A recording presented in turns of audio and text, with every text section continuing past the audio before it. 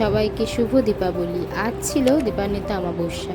সকাল থেকে অনেকই কাজ ছিল, তো আমি চলে গেলাম দোকানে আলপনা দিলাম। ভালো করে দোকানটাকে পরিষ্কার করার পর ভালো করে আলপনা দেওয়া হলো। তারপরে লক্ষ্মী গণেশ ঠাকুরকে আনা হলো এবং আসনে বসানো হলো। তারপর পুজোর সামগ্রী সব কিছু রেডি করার পর পুজোটা সম্পন্ন হলো। আজ ছিল দিওয়ালি পুজো। দেখো পুজো হচ্ছে এবং আমরা সবাই মিলে এখানে আছি দাঁড়িয়ে। এরপর পুজো হয়ে যাওয়ার পর আমরা ঘুরতে গেলাম, সব ঠাকুরগুলোকে পুজো দিতে গেলাম।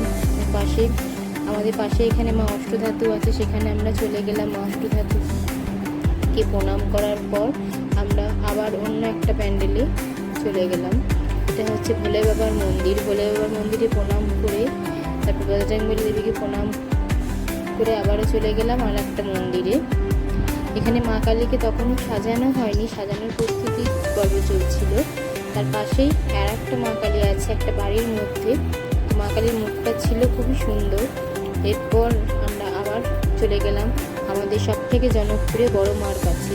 তবে তোমরা দেখতেই পাচ্ছ বড় মার রাস্তায় যাওয়া লাইটিংটা খুব সুন্দরভাবে সাজিয়েছে। আর রাস্তায় অসংখ্য ভিড় ছিল। আর হবেই বা না কেন, সবার যে মা, তিনি তো সবার মনের কথা জানে, তো সবাইকে মায়ের কাছে যেতেই হবে না।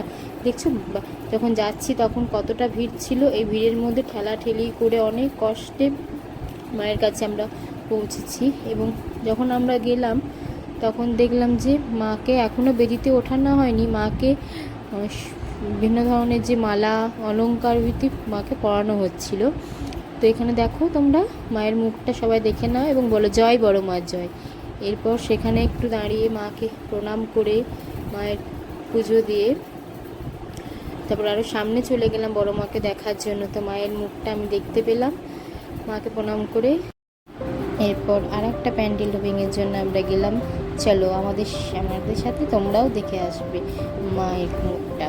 এরপর আমরা বড় মার থেকে যাওয়ার পর মেজো মার কাছে পৌঁছে গেলাম। বড় মারা হচ্ছে 3 বোন, বড় মা, মেজো মা, ছোট মা। রাজরানীর মতন মাকে সাজিয়েছে। দেখো আমরা মন্দিরে ঢুকছি, আলোকসজ্জা ছিল খুবই সুন্দর। এরপর মেজো মার মুখমণ্ডলটা দেখলাম এবং মেজো মাকে এরপর দেখো মন্দিরের ভেতরে ঢুকলাম এবং মায়ের মুখটা দেখলাম। মায়ের তখন সাজানো হয়ে গেছিল মাকে।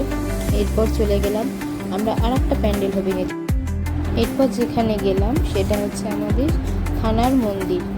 তো থানার মধ্যে মা কালীর একটা পুজো হয়। মা কালী হচ্ছে ভীষণ মিষ্টি দেখতে, একদম বাচ্চা রূপে মা কালীকে এখানে পুজো করা হয়। মা কালীকে দেখুন বাচ্চা রূপে এখানে পুজো করা হয়। আর গেটের মধ্যে ঢোকার সময় তো অসম্ভব সুন্দর জায়গাটা খুব সাজিয়েছিল। এখানে নানান ধরনের ঠাকুর দিয়েও সজ্জিত ছিল। রাধা কৃষ্ণ ছিল দূরে দেখতে পাচ্ছ। তারপর ওখানে সেলফি জোন ছিল একটা। তো বিভিন্ন ধরনের সবাই নিজেদের পছন্দ মতন এখানে ছবি তোলাতুলি করছিল। একটু আর ছবি তুলবে না কেন, এত সুন্দর সবাই মিলে যে সেজেছিল। এত আলোকসজ্জার ছবি না তুললে হয় বলো? তো এরপর আমরা মায়ের মন্দিরে ঢুকছি। তো মায়ের মন্দিরে ঢোকার সময়ও অসংখ্য এখানে ভিড় ছিল। সবাই নিজে মনোবাঞ্ছনা মাকে জানাচ্ছে। কেউ কখনো প্রদীপ জ্বালাচ্ছে, কেউ মোমবাতি জ্বালিয়ে মাকে নিজে মনোবাঞ্ছনা বলছে। তো দেখো এরপর আমরা মন্দিরে ঢুকছি।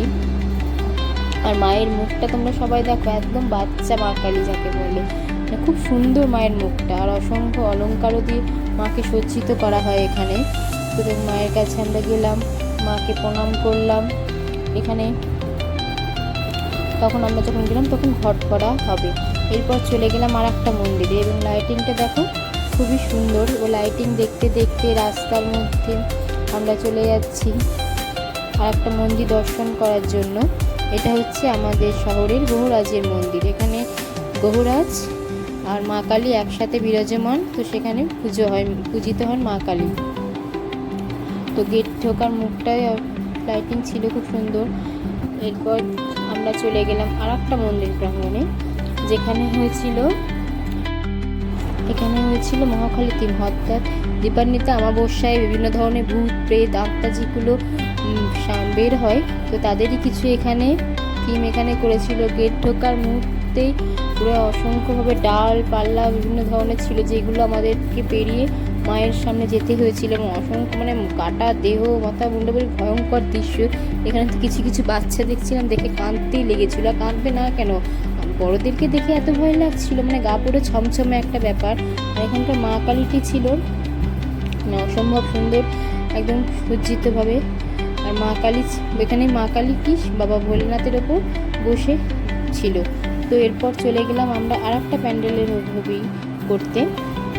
রাস্তায় প্রচুর ভিড় ছিল। এরপর অনেকটাই রাত হয়ে গেছিলো, তাই আমরা বাড়ির পথে রওনা দিলাম। বাড়ির পথে যাওয়ার রাস্তাটাও আলোকসজ্জিত ছিল ভালো সুন্দরভাবে। আর তোমরা কিন্তু এটা দেখতে দেখতে বংবিহারি চ্যানেলকে লাইক আর সাবস্ক্রাইব করতে ভুলো না কিন্তু। আরও নতুন নতুন কিছু ব্লগ দেখার জন্য তোমরা অপেক্ষা করো। বাই বাই, টাটা, সবাইকে গুড নাইট।